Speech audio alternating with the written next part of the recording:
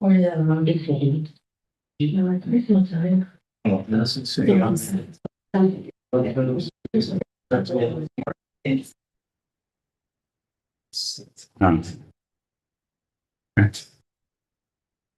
So like there's a new thing on that every month.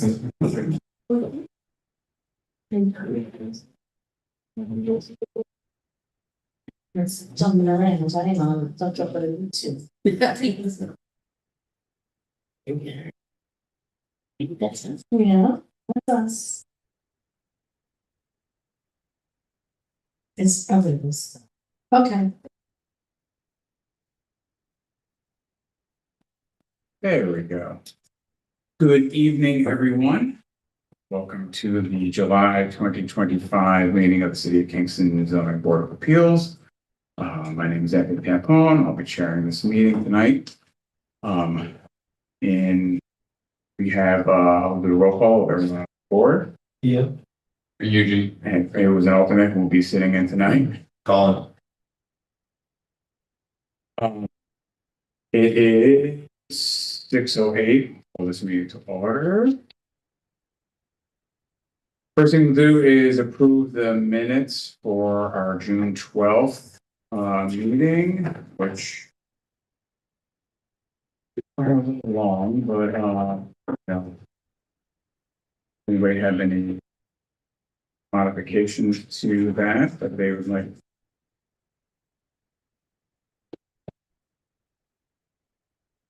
And that's from Dennis. Yeah. I'll exit to adopt the minutes. Sorry. I'll make a motion. All right. Second. All in favor? Aye. We have no new, or sorry, no old business. So new business is we have a request to rehear the application we had last month. And you know, I know we have a lot of people here to speak. This isn't a public hearing, but we will allow people to make a comment. We've gotten a lot of written comment already. I would like to remind everyone to silence their phones if they haven't already. Actually, I need to do that to my own.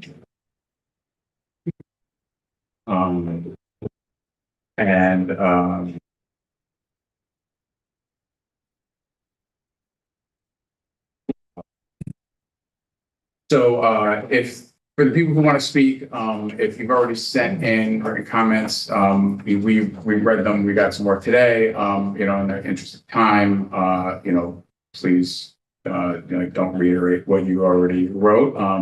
And after depending on what we see today, you know, to send in additional comments, depending on how we roll on this.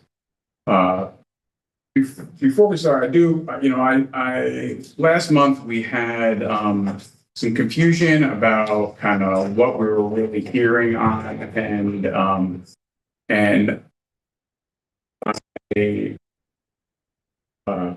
feel like, you know, both myself and maybe some other members of the board, like you all speak to it yourselves, but you know, I felt a little blindsided by the information that we were presented with and what we were actually hearing on. And I do think that we maybe moved a little fast. And I think that you know, for me as a chair, I've only been doing this for a couple of months, and it's that I've had an experience like that I've had. In hindsight, so with that said, I'd like to ask, guys, passing on the list. Can you pass the list down? Our speakers, Nettie Morano.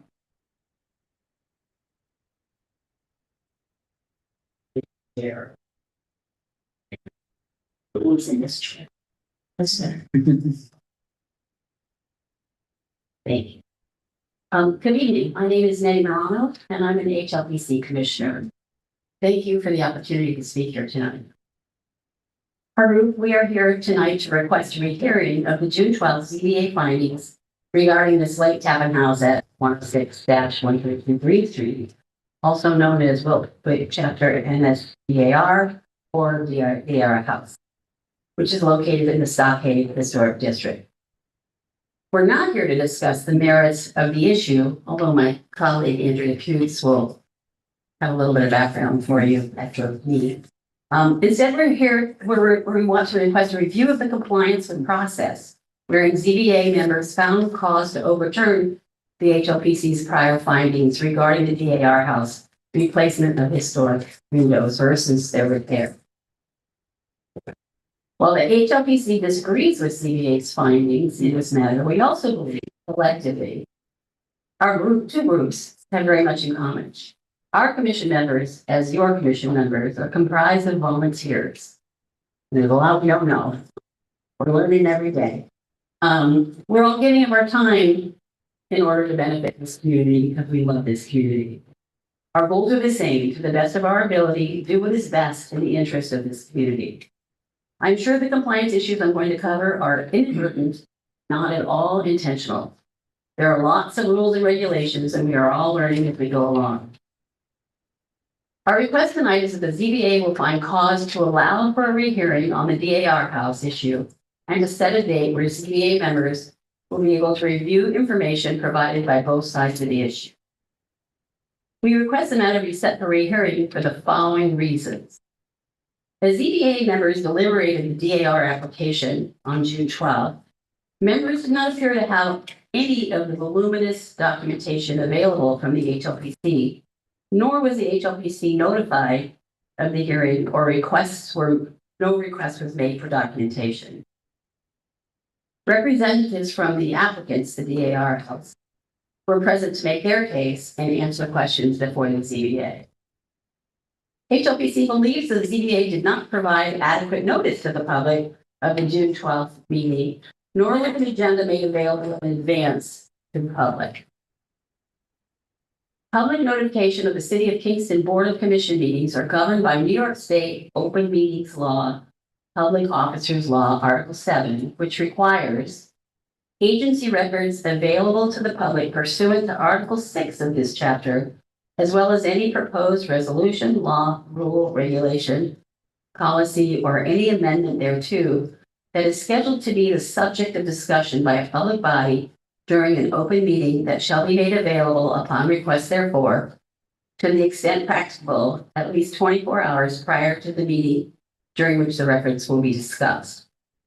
Copies of such records must be made available for a reasonable fee, determined in the same manner as provided therefore in Article 6 of this chapter. If the agency in which a public body functions maintains a regularly and routinely updated website and utilizes a high-speed internet connection, such records shall be posted on the website to the extent practicable at least 24 hours prior to the meeting. An agency may, but shall not be required to, extend additional monies to implement the provisions of this subdivision. Section 104, public notice. Public notice of the time and place of a meeting scheduled at least 1 week prior thereto shall be given or electronically transmitted to the news media and shall be conspicuously posted in one or more designated public locations at least 72 hours before such meeting. 2. Public notice of the time and place of every other meeting shall be given or electronically transmitted to the extent practicable to the news media and shall be conspicuously posted in one or more designated public locations. If a meeting will be streamed live over the internet, the public notice for the meeting shall inform the public of the internet address of the website streaming such meeting. Okay, that's done with that. That shouldn't go long. Oh, so this is from the City of Kingston Form-Based Code, Section 405.26.K, number 8. Got that? Powers and duties. The Zoning Board of Appeals shall have all the powers and duties described by Section 81B of Article 5A of the New York State general city law and by this chapter, which are most particularly specified as follows. Filing requirement, every rule, regulation, every amendment or repeal thereof, and every order, requirement, decision, or determination of the zoning board of appeals shall be filed in the office of the city clerk within 5 business days and shall be in a public record. E, public hearing. The zoning board of appeals shall fix a reasonable time for hearing of the appeal or other matter referred to it and give public notice of such hearing by publication in a paper of general circulation in the city of Kingston at least 5 days prior to the date of the hearing. The cost of sending or publishing the notice shall be borne by the appealing party and shall be paid to the zoning board of appeals prior to the hearing of such appeal. Upon hearing, any party may appear in person or by an agent or attorney. And proceedings, the final one. Proceedings 11B.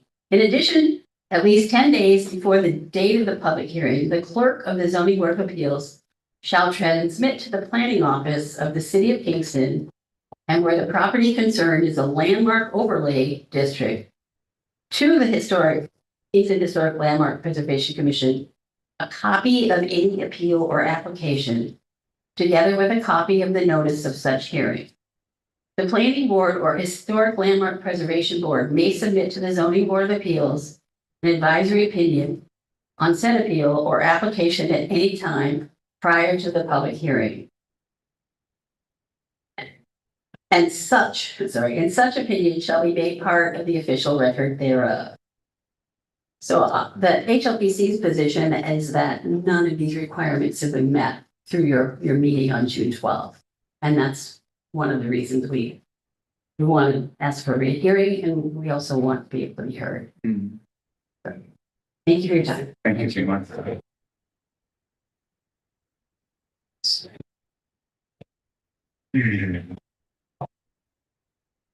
Andrea? That's me.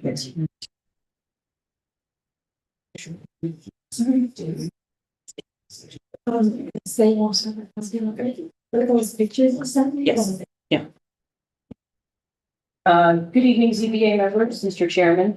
My name is Andrea Keats, and I have been the architect for the Historic Landmarks Preservation Commission in the city of Kingston since April of 2019. I've been working in architecture since 2010 and have been licensed and registered to practice architecture in New York State since 2017, and presently work for a firm in Midtown Kingston.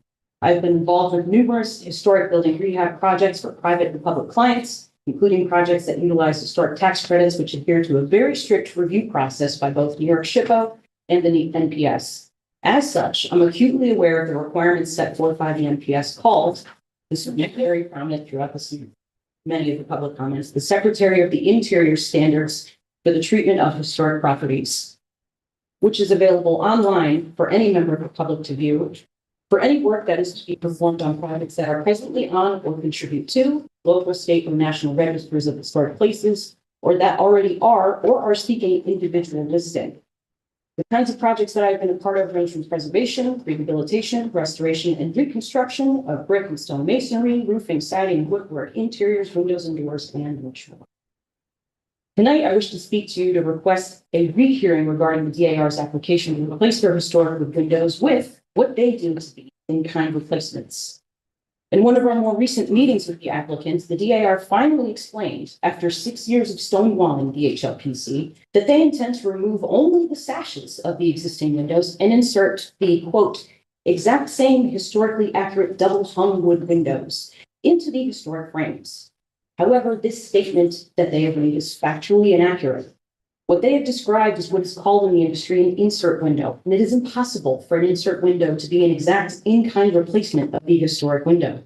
In fact, the dimensional difference between the new window and the original historic opening is dramatically smaller. As this presentation will demonstrate, if the proposed windows were a true in-kind replacement, the entire window and all of its components, save for the structural stone header or lintel, sill, and jambs, would all be removed and then be replaced with a dimensionally accurate version of the same window it was replacing. This dimensional difference of insert windows is commonplace for other non-historic buildings throughout the city. Great examples of it are present all over Kingston.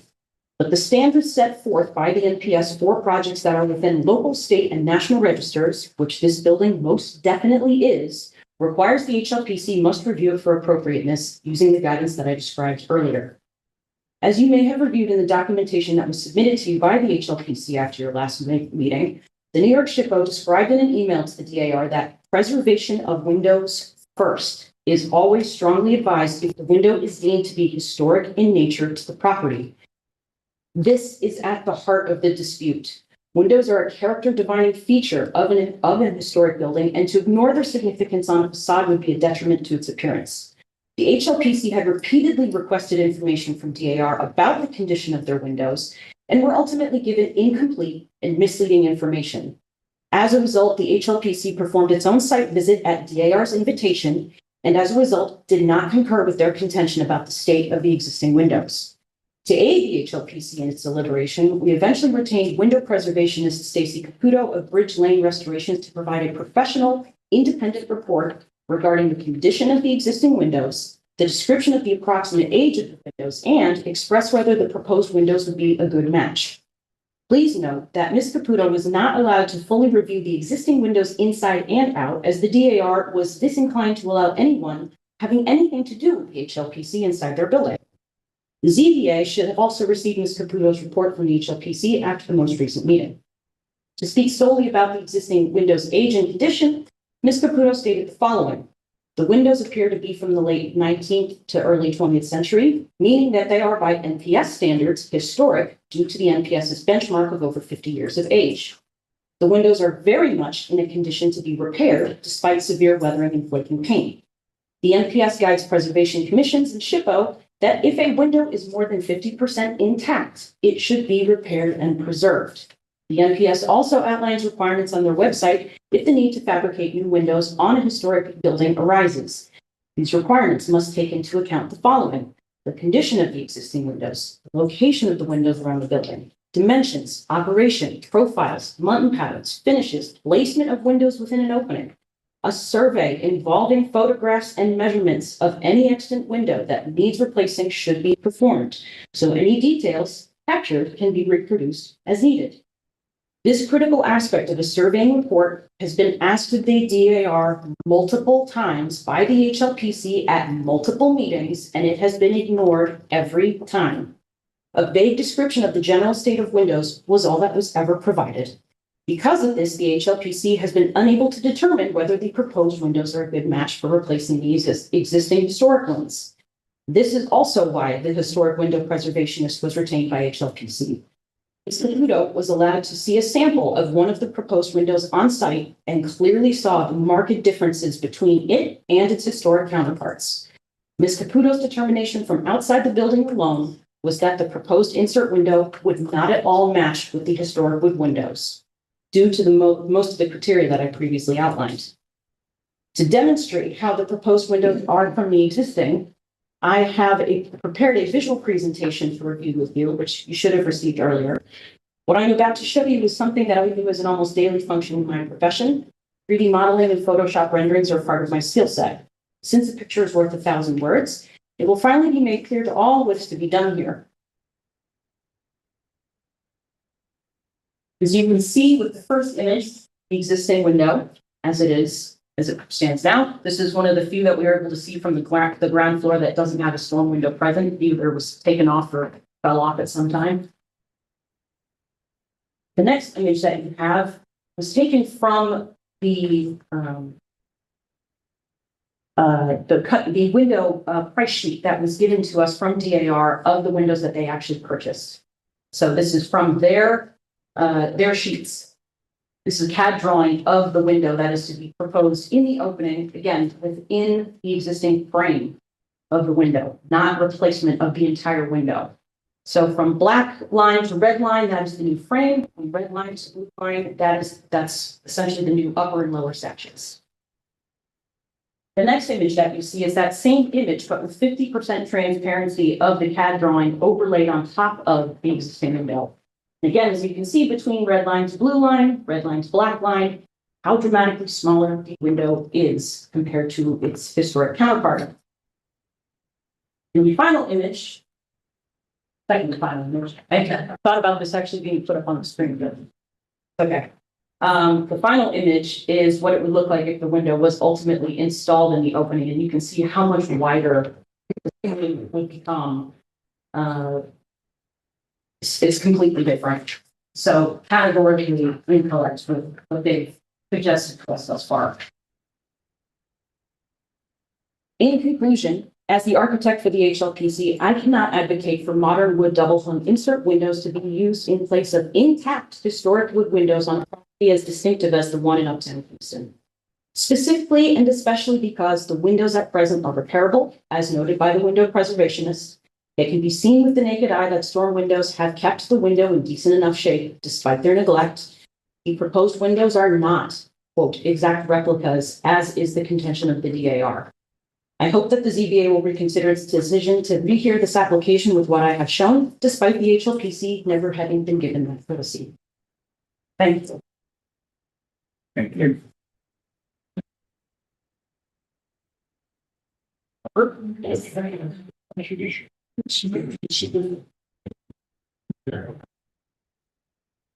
only got 40 pages.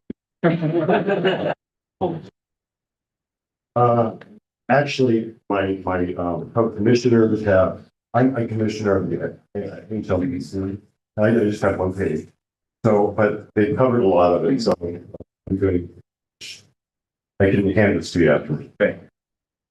Our commission follows the New York State Historic Preservation Guidelines, which align with the Secretary of the Interior standards. When it comes to windows, those standards are very clear. Historic windows should be repaired and restored if more than 50% intact.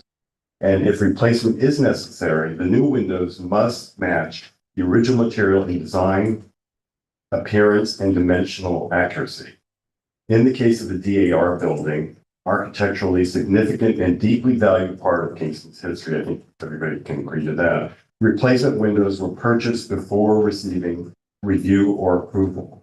A preservation expert retained by our commission evaluated the building and found that many of the original windows were still in restorable condition, though some do need work.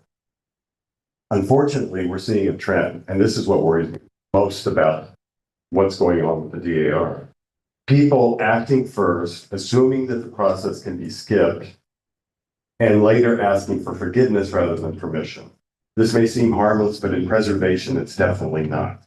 Once you remove original materials, they're gone. And if we allow this pattern to continue, it sets a dangerous precedent that undermines the very purpose of our work. And I'll add this, and this is what I never understood about everything going on here.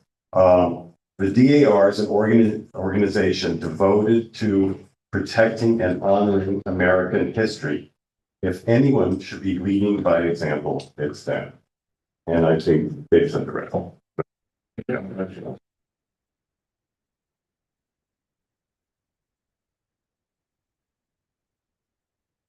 So,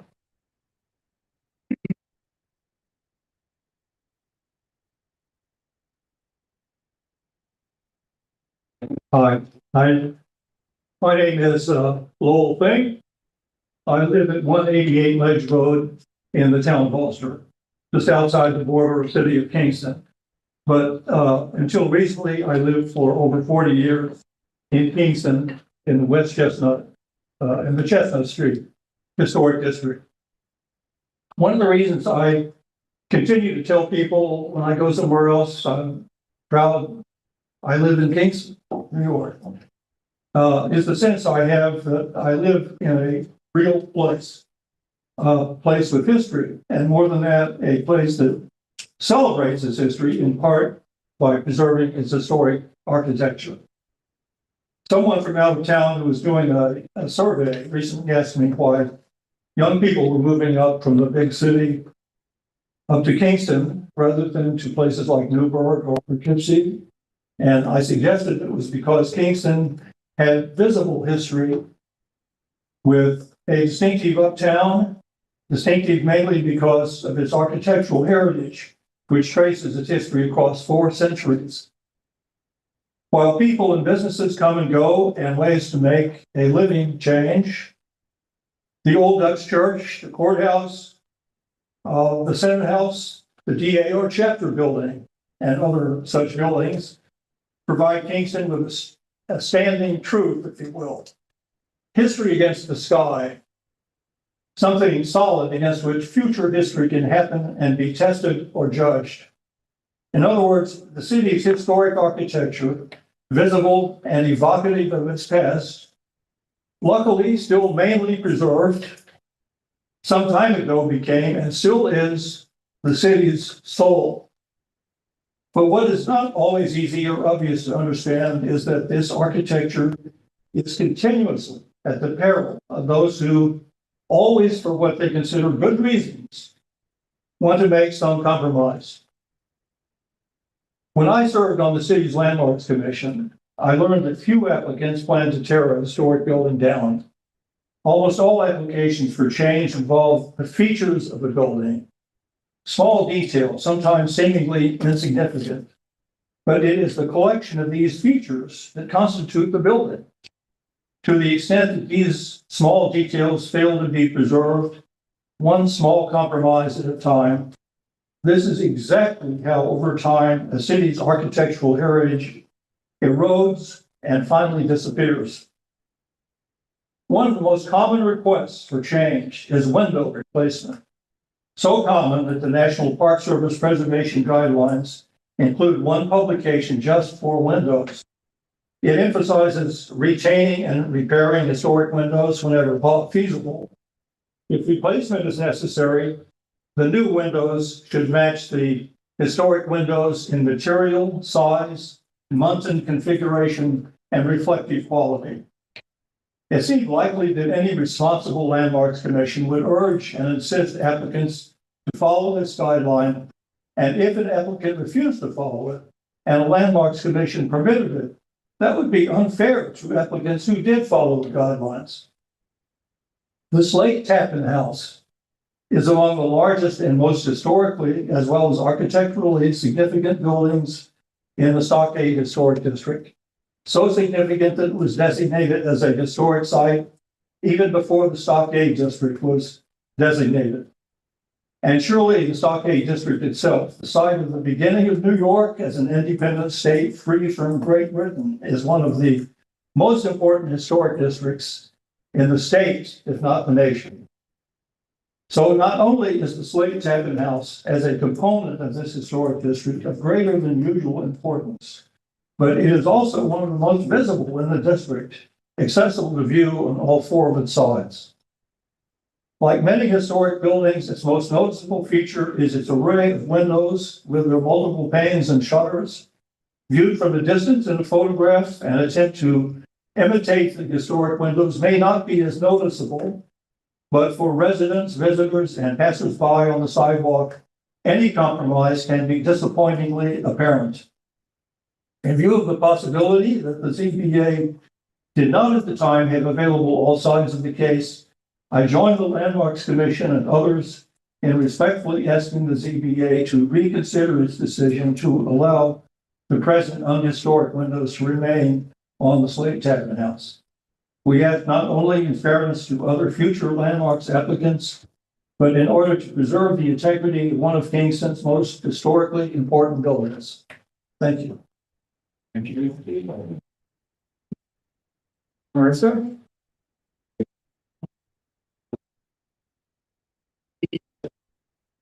I'm gonna just hold it up for people on the screen. So just hit pause. Okay, there. Okay. Hi, I'm Marissa Murrow there. There's so many excellent points have been made. Oh, thank you.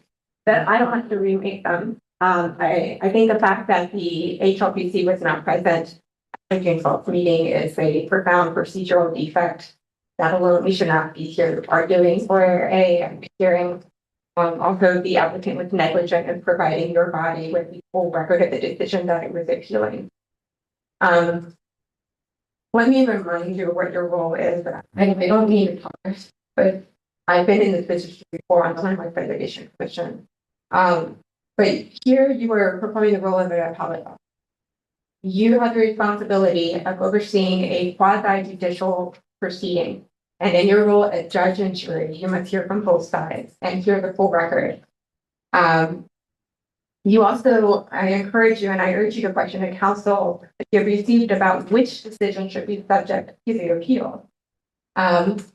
There are two instances very specific that cite the hardship decision as the one that would be appealed by the applicant.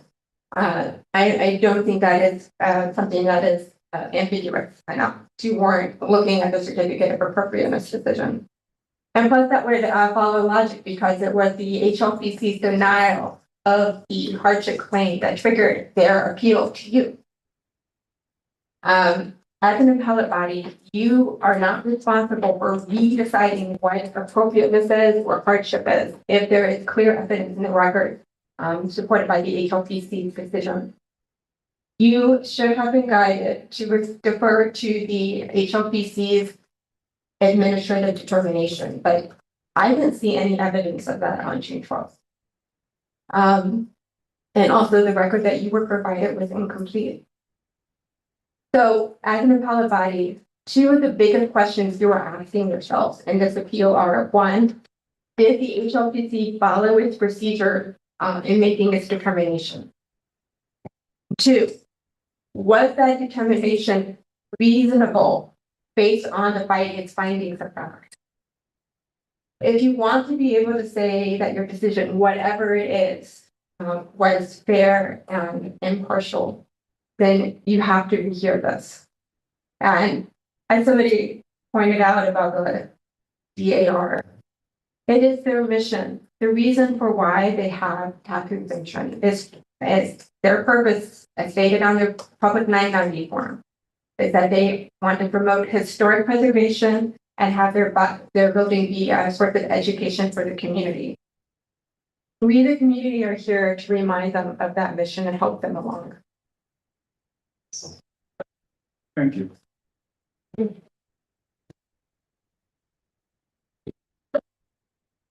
Roy? Rob? Okay. Eric? No, you're reading. Yeah. Rob Sweeney, Yeah. I live in the town of Ulster, but I work here in the city of Kingston, and I have born and bred here for many, many years. But I'm here to represent the Society for the Preservation of Hudson Valley Vernacular Architecture, which is now known as Hudson Mohawk Vernacular Architecture.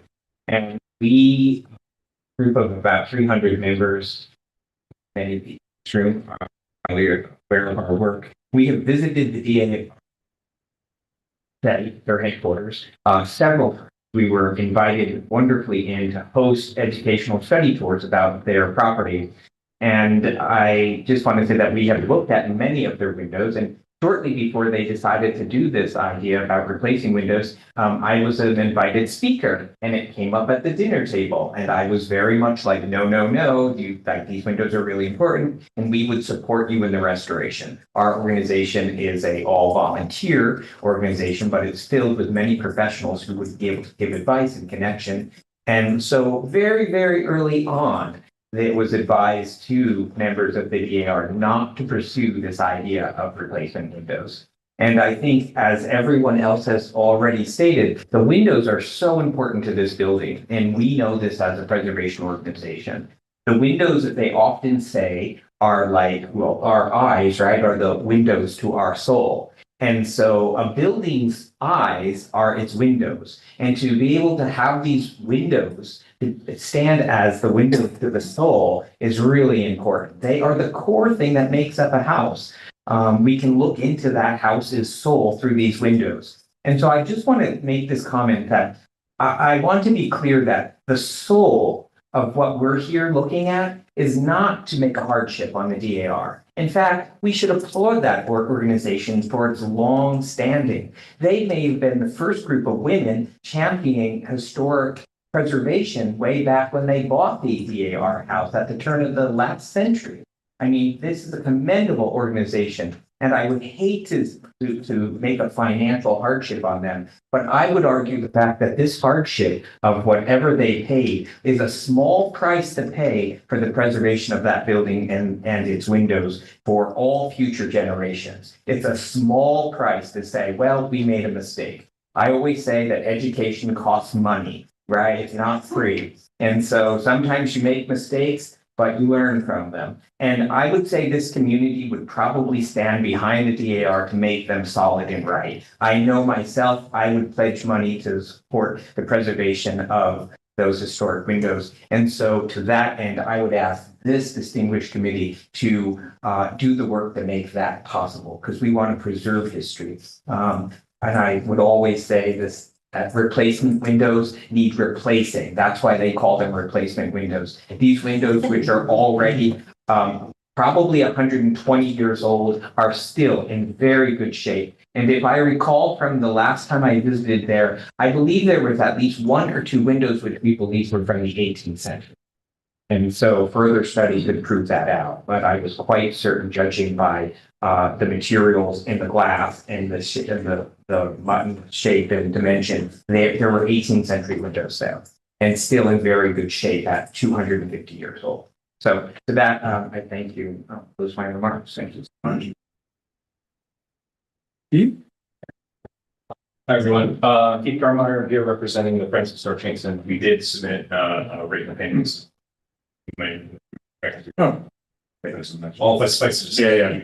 We certainly, I mean, I spent the effort in reading all of it. So. Tanya. Okay, thanks, sorry.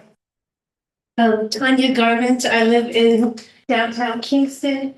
Junior and I were like the most involved citizens of the Fort Code rewrite, I think. But there was what? It was a really intensive community. There was a lot of community input, and there were a ton of topics. And this one was brought up, but it was like one of a million things. So there's many things like that like I had to in researching this and trying to figure out what the current code is. I had to refigure it out what the code is, but then I remembered in doing this and that it was a discussion of what kind of appeal the HLPC could have. And so I just want to tell you what I was reminded of when I dove deep into it and was trying to figure out, wait a minute, what is the ZBA's role in the HLPC? I was reminded by looking at this that I spoke to members of the Historic Landmarks Preservation Commission at the time and the consultants and asked them about this. This is a topic that was meant one of many. So I just want to make the point that it is, I certainly understand that this is a new zoning code and that we're all constantly having to look at it again and again. How does that go? What does this work? How does this work? And I think that because of that, because this is a new thing, usually the ZBA in the past has heard use variances and area variances. For a short period of time, the role of the ZBA was expanded under the previous Corporation Council. In 2017, was added, the language for ZBA code was changed to accommodate appeal by a person aggrieved or by an officer, department, board, or bureau of the city. But that was removed in 2023. So I can see why maybe the Corporation Council said, oh, well, we've got the precedent, the Irish Cultural Center, what came before the ICC, the ZBA, to rehear a decision by the HLPC. But we've got a new code now, and that has changed. In 2018, Corporation Council of the City of Kingston actually proposed legislation, and this is again before the new zoning code, and they were proposing that appeals include any person aggravated by any action of the commission, including but not the Historic Preservation Division, including but not limited to the, this was the new HLPC code that the Corporation Council in 2018 before the base code was suggesting. It never got passed. It proposed that any action agreed by any person agreed by any action by the commission, the HLPC, including but not limited to approving or limiting a preservation notice of action, may file an appeal of said action with the zoning board of appeals, or after review of the determination by the zoning board of appeals, may bring a proceeding to review in a manner of Article 78. So the Kingston Forward did not do that. The Kingston Forward specifically limited the change, limited it to direct an appeal to, direct an appeal of the HLPC's denial of hardship application only to the ZBA. So you're limited, and I think because this is a new code, but also because you represent us, the people who are not paid by the city, who are not elected. It's upon you to really, you're gonna have to dive deep, especially when there's something that's not the standard use or area variance. Even with a hardship case, I think that you would have benefited if you watched the HLPC's meetings and gotten a little taste of, frankly, the way that these women who are at PIR behave. They got a few tactics. They cry, they lie, and then they distract. And I think that sort of thing was their kind of behavior that they displayed was evident. And then throwing the previous DAR members under the bus by saying they got donations and they used it for themselves. And then, oh well, the HLPC is just trying to flex their muscle. It's gonna, like, you only heard one side, and it was, this is what they put the HLPC through, and they spent years dealing with this, and they put really good records together. So when you do rehear it, you'll have all this stuff to look at, and you'll have an organized background to look at, but it might be simpler anyway, because you're just hearing the hardship appeal because of the new zoning code. Thanks so much for listening. Would anybody else like to speak? Yeah. My name is Harry Judge. For just shy of 45 years, I've been doing historic preservation. Done the Vanderbilt Mansion, the Hamilton Grange in Manhattan. I've restored in excess of 2,000 windows in my career. Very few of them, very few, less than 30, have been in such a state of disrepair that they could not be restored. We've restored windows that were burned in a fire. We actually took them apart, sliced 1/4 of an inch off the face, laminated material of the same species, the same grain direction, and saved 3/4 of the original fabric of the windows. I'm not going to buy that they can't be restored. That's fiction. The other thing is the hardship. That's like the case of an individual who murders his parents and then throws himself at the mercy of the court because he's an orphan. Okay? The financial hardship is self-induced. There is protocol. There is procedure. It wasn't followed. As I understand it, they dealt with HLPC regarding a fence a number of years ago, which means they know that the commission exists. They know why the commission exists.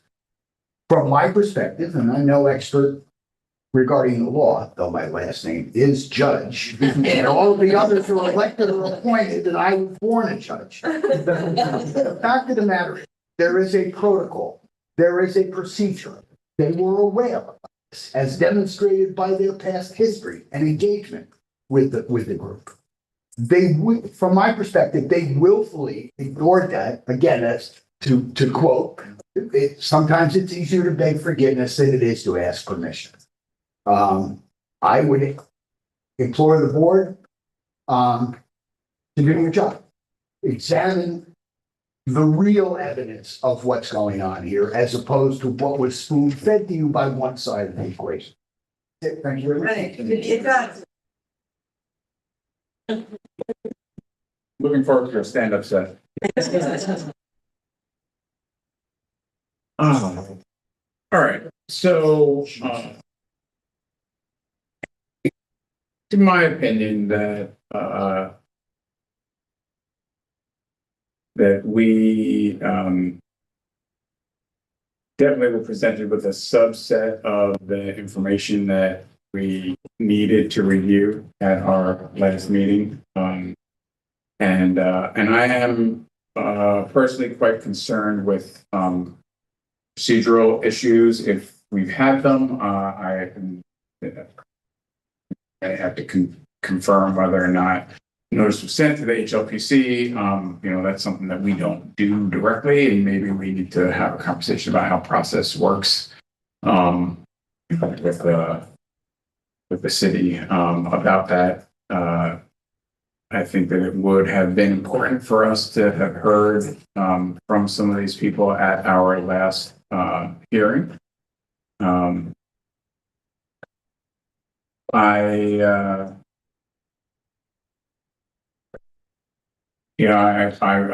personally, I want to apologize to our colleagues at the HLPC for not spending the time to dig into all the information now having been presented, after our last meeting.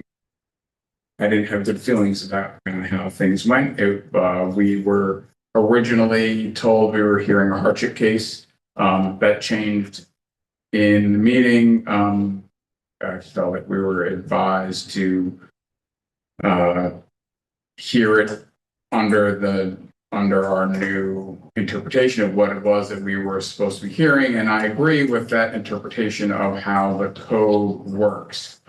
Although I do think that I think that a lot was left on the table for how we went about reviewing that information. And in hindsight, I think that we should have, in the minimum, tabled it with more review and looked at it again.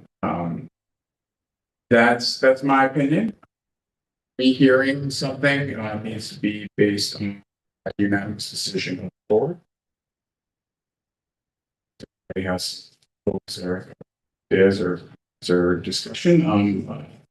I'd like to hear it. The only thing I would like to add is at the beginning of our previous meeting, there was a question about the attendance of the HLPC, working with the assumption that there was some sort of notification system. So I just wanted to second that we had anticipated that part of the procedure had been accomplished when we had our last meeting and made our decision. I agree with what Chairman said. I'm gonna agree with this. Yeah. Yeah. Okay. I mean, I was at last month. Yeah. Just from the emails and now being here with all this information. Yeah. I agree. Yeah. This isn't even half of it. What do you say, 5%? Yeah. Yeah. So with that thought, it seems like we're in agreement that we should rehear this. It's entirely possible we come up to the same conclusion. Like that might not be the case, but I think that we at the very least need to spend the time going through the everything that all the information that we could have available to us. If anyone would like to make a motion to rehear this application, I'll maybe look at the old windows and windows before when our new, so what we'll do is we'll put this on the September agenda. In the meantime, we can spend some time collecting some information. I'm sure that the HLPC stuff is all archived, so we can read that. If you want to do a site visit, I'm sure that we can arrange that. But we would be, we would discuss all of that, in our September meeting at this point in time, because we don't have a regular meeting in August. So, and since my understanding is that rehearing this would be considered a new application. So we would actually have the public hearing would be scheduled for our September meeting. That would be a new public hearing, in which case we can leave that open for some period of time. They can if they want. They also can, written comment can be submitted, which, I assume that we'll do most. I mean, honestly, we should, I think we would take the bulk of the HLPC's correspondence and data, like as comment to our board, I think officially, and review that as you see fit. And when the board is welcome to ask for more information if we want to. So if you want to do a site visit, like whatever it is, that's all on the table. We can do all the same things that HLPC did. We can do it again. We can take their word for it. We can look at that. What we know, that's our choice collectively, and each individual member can get whatever information that you deem you need to make your decision. So, I would make a motion. to rehear. To rehear. All right. I'll second that. Okay. All in favor? Aye. All right. So we will put this on our September agenda. The reason you're doing this is because there is no August meeting scheduled. No building permit issued in the meantime. The record is that. And it's going on with September is because there is no. Yes, it is going on the September agenda because we have no August meeting. And Daisy would tell you about what happens with we will not have a building permit. So we can't do any work. Generally, when there is an application and then you go for the. Yes, so that. You'll need to be notified that they Yeah, you can take care of make sure that happens. So last thing you want to do is go through this and I start working everything out. Okay. All right, thank you. Thank you. All right.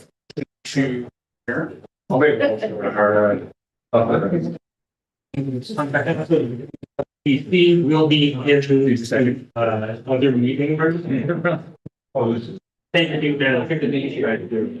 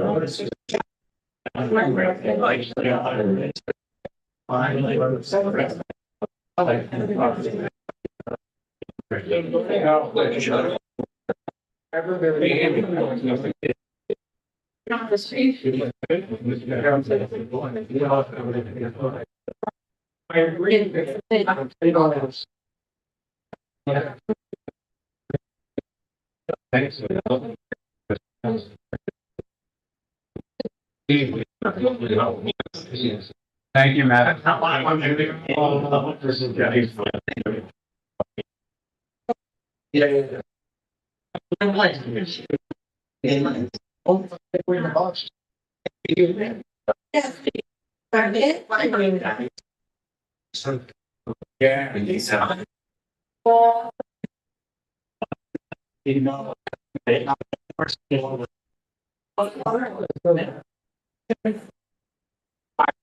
Really, that's not how it's done. I had that judge.